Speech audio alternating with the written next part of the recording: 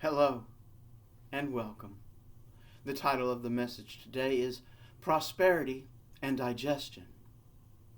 But let's begin by affirming our opening statement. There is only one presence and one power in my life and the universe, God. I invite you now to take a deep breath with me, gently but fully filling your lungs. And releasing that breath, relaxing into this moment. Opening yourself to Spirit, the Comforter within, so that we may take from this message exactly what each one of us needs in our life.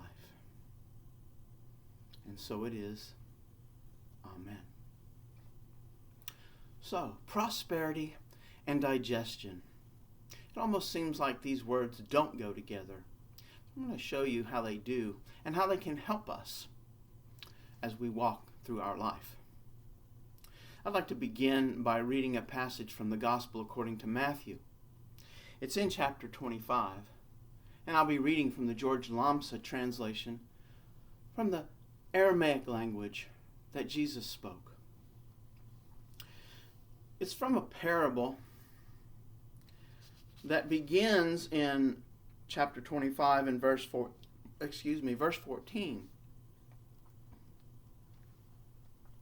The parable is where there's a rich merchant who is going out of town. He's going to be gone for a while. And so he takes some of his money and he gives it to 3 of his servants. And it says that he gives it to them proportionately to their abilities. One of them gets a unit of 5, so 5 units. The translation I'm reading calls them talents. That's not important. The other one gets 3, or is it 2? And it's actually 2. So 5, 2, and the final servant receives 1. Again, each according to their abilities. The merchant goes out of town. The one who receives 5 immediately begins to trade with the 5, investing them to bring about a return. The second servant, who only received 2, also invests the money. And the third servant, who only received 1, buries this money in the ground. When the merchant returns, we get a response. And so I'd like to read the response that the first servant, who received 5, gets after he tells the merchant that he took the 5 talents, invested them, and made a return of another 5 talents. So he hands his master 10 talents, where he only received 5. And in verse 21 we read, his Lord, his master, the merchant, said to him, "Well done, good and reliable servant. You have been faithful over a little. I will appoint you over much. Enter into your master's joy." The second one, who received 2, gives his master 4 and gets exactly the same response. Now the difference comes in with the third servant, the one who received only 1 unit of money. This is in verse 24. Then the one who received 1 talent also came up, and he said, "My Lord, I knew that you are a hard man, and you reap where you did not sow, and gather where you did not scatter." And here's the key in verse 25, or at least one of the keys. So I was afraid. So I was afraid. And I went and hid your talent in the ground. Here is the very one you gave me. The Lord, his Lord, the merchant, answered, saying, "O wicked and lazy servant, You knew me, that I reap where I did not sow and gather where I did not scatter. You should then have put my money in the exchange, something like a bank. And when I returned, I would have demanded my own with interest. Therefore, take away the talent from him and give it to the one who has 10 talents. And here's the heart of what I wanted to speak about in this message today. For to him who has, it shall be given. To him who has, it shall be given. And it shall increase to him. But he who has not, even that which he has, shall be taken away from him. How is this a message about prosperity and digestion?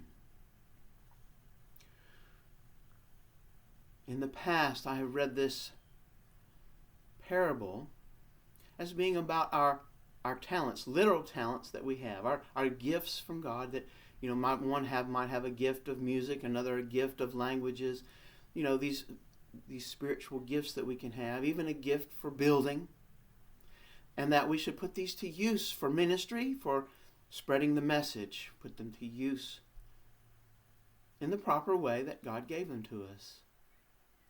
But to me, that just doesn't do it. So I invite you, as you read this passage from the Gospel according to Matthew chapter 25 and beginning at verse 14, as you read this passage, think about who these servants might be within you. Think about who this master might be within you. I'm going to give you a hint. You've probably seen this before if you've been watching these messages. This painting that my wife Lucretia did. And I would say that most likely, in the way I see those servants within me, there are some servants, maybe the one who only has one talent, that are living in this area of my consciousness, this area of separation and lack. Remember, this servant was afraid. This servant is not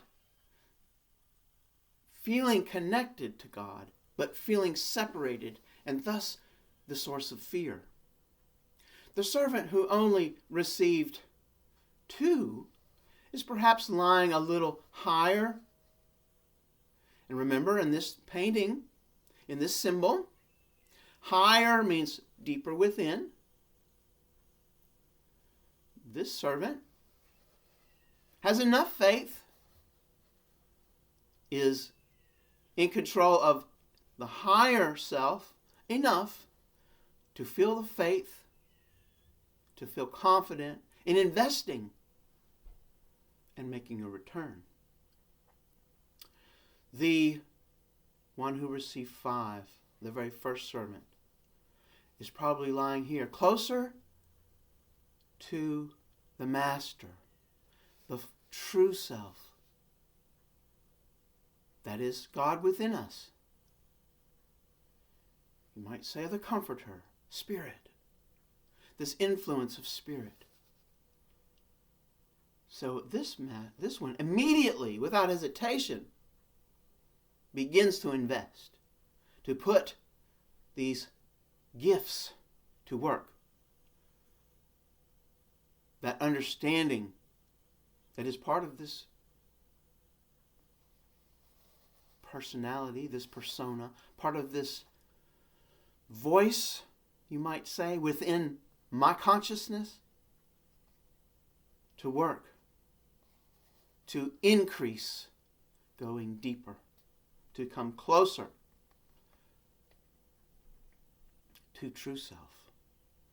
In the language that Jesus spoke, Aramaic, we get the words nafsha, the sense of separate self, the sense of our separateness from God, of being an independent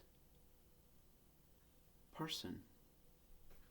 As opposed to, at the very top, we have ruah.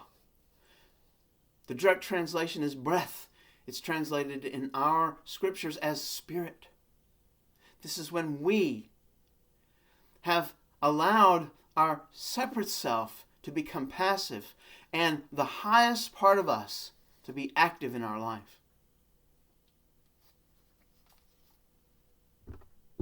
So now we have an idea of who these different servants are within us. But what does it mean to say those who have, more will be given, but those who don't have very much, even that what they have will be taken away? And it has to do with our digestion. How is it that we perceive what is going on in the outer world? Digestion, how we bring it into our consciousness. In digestion, the first step is chewing. How do we chew? Before we even swallow it, we chew.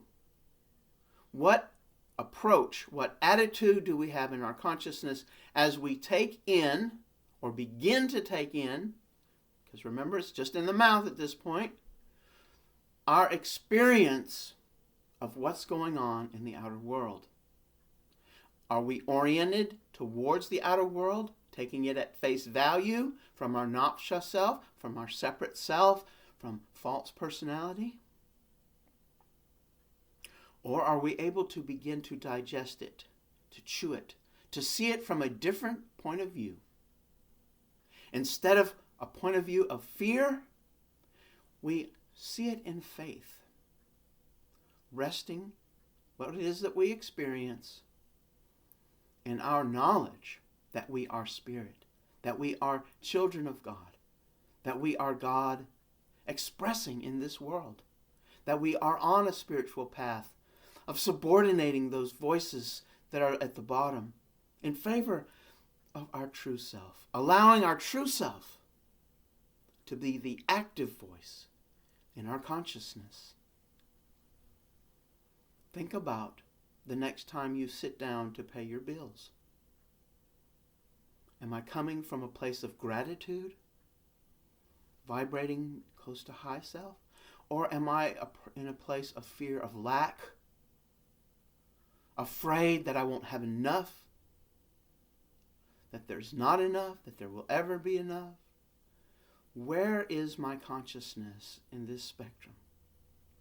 Because if I'm vibrating here, this passage in verse 29 is saying that even the little that I have will be taken from me. But if I am vibrating here, then even more will be given. I have shown myself worthy by the way I handle few things to be worthy of even more. I hope that this message today is received with the proper digestion. Chew on it. Allow it to seep into your heart. How is this relevant to my life today, tomorrow? Who are those servants?